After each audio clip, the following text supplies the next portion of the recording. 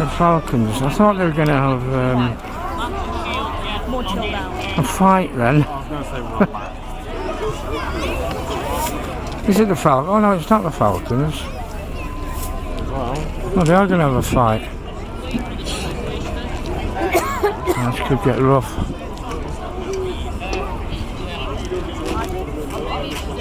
oh, it's not now. It's going to be. Right.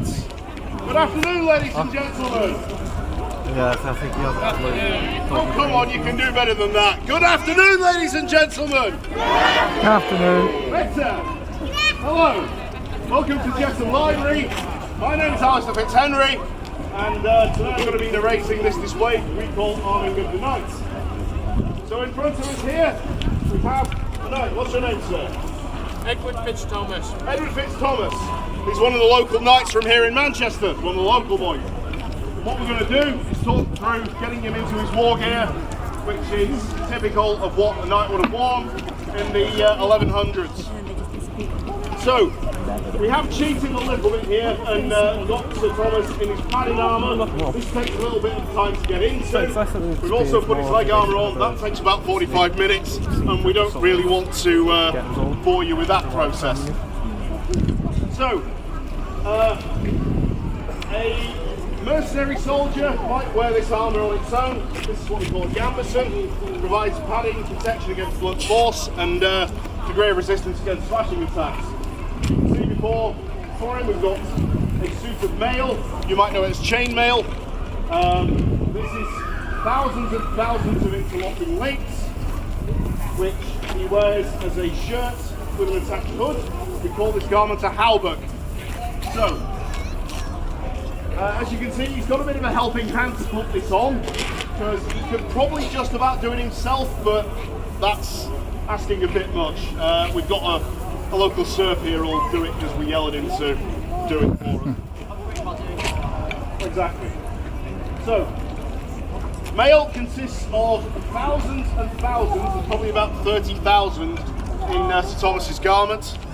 Thousands and thousands of interlocking links, all of which are connected together and provide great resistance against slashing and thrusting attacks. This was the pinnacle of armour technology in the 11th, 12th and 13th centuries. You can see he's struggling to get it on here. It takes a bit of practice. This mail is form-fitted to him. It is his armour and his alone. So there we go. This garment is called a hauberk. As you can see, it fits over the gambeson. It comes down to here. The mail on his legs comes up, so there is an overlap. You can see the split in the mail is designed so that he can ride a horse, but he was equally trained to fight on foot. We're just trying to get the sleeves sorted now. And what they need to do is start tying the various parts of the mail off to his arms, to his wrists. In the 11th and 12th centuries, and even up to King Henry VIII, Britain was a Catholic country, which means that we were ruled ultimately in religious terms by the Pope. The Pope hated these things because these were a way effectively for knights to kill each other. It is not a elegant weapon. It's designed for one thing, to end a man. So if I can borrow Sir Thomas as an example, under the arms is a weak point in the mail. A good thrust through there will have unfortunate consequences. Same around the throat and around the eyes, as you'll see when he puts his helmet on, and again between the legs. That can end a dynasty, literally. The other weapons which a man might use to fight against a knight, if I can get that back into its scabbard. There we go. He's got a mace. This might just look like a stick with some iron on the end of it, but if you see there, it has flanges. Those are force concentrators. With this, I can basically attack the bony bits of Sir Thomas, his shoulders, elbows, wrists, knees, etc. and break his bones. Knights were worth a lot of money, and ultimately, in some respects, then war was a game, a sport. They were not trying to kill each other, they were trying to capture each other. So if a knight can be captured, most of them were related, albeit distantly, by blood. It makes Christmas dinner very awkward if you go and kill your distant cousin. So, the we try and capture each other. If I capture Sir Thomas, I can take him back to my house and then ransom him back to his family. In the process, I keep his sword, I keep his armour, I keep his horse if it was still alive. And then, yeah, that would, at least you prefer, you bet, rather that than being dead, wouldn't you? Definitely. Right, before his shield goes on, we're going to do a couple of little Mythbusters. So who thinks armour is so heavy and cumbersome that Sir Thomas can't run? Nobody? Chetham's courtyard. Hey. That's not too bad. So he's perfectly capable of running around. Right, that's enough, that's enough, that's enough. I can do it. But the other thing is, if I knock him over, is he going to flail around on the ground? Because then he'd be a dead man. No, he can't. He can get up quite easily. Go on. So maybe you Better follow than me. Do some press-ups for us. With this comes conditioning. Practice, alright, that's enough. Those linked chains If I try and attack him weigh a with my few sword, kilos. all I'm going to do is blunt the thing. He's basically immune to sword blows. I can do that all day long. The only thing he's really going to suffer from is good sword thrust. That's where the shield comes in. So as we've said, shield, like the surcoat, serves as a means of identification on the battlefield. We know who he fights for, we know who he is. This also serves as a means of defending against my attacks. He can also get out of the way.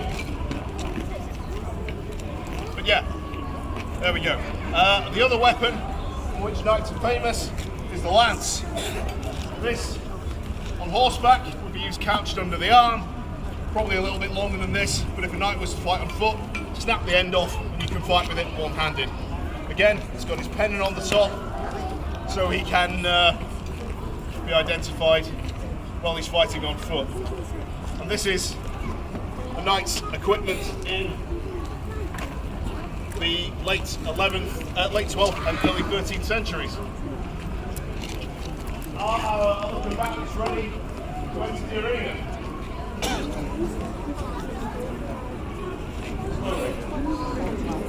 We do have some other combatants getting ready. They're going to join us so we can do a demonstration of medieval combat for you in just a few minutes. I have to go. Right, so we have basically from the poorest of the poor to again the richest of the rich. There's a selection of medieval society. On this end we have our lowly peasant who helps our knight into his armour. We have next to him a militiaman from again Manchester. To his right, or to our right from that perspective, a professional soldier.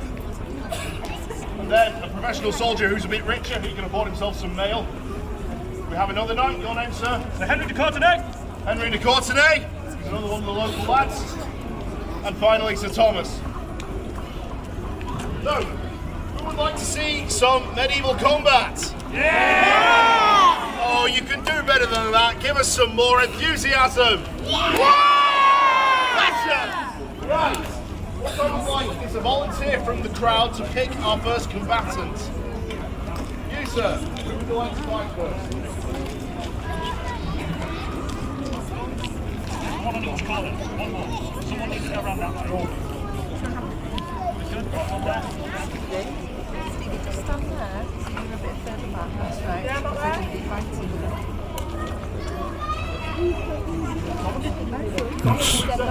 Could be dangerous. We have someone else from the crowd, please. Pick our second combatant. Who would you like? The one with the big spiky pole on the, yeah. Our other local knight, please step forward. Gentlemen, this is to be a tourney of peace, so please use only blunted weapons. We don't want any bloodshed. You need a hand with that. Scary. Right, who's going to be cheering for Sir Thomas? Who's going to be cheering for The Courtenay!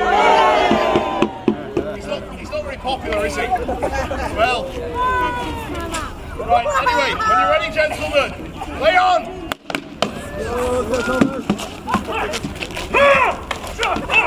Ferocious fighting there! Thomas is wailing on the Courtenay! He surrendered! He surrendered! Thomas, join the victors on that side. Courtenay, join the fortunate losers side. Right, who wants to take our next combatant? You said it first, John. Who would you like to I'll have to leave it here, I think. You get the idea. Let's have someone from this side. You in the red hoodie.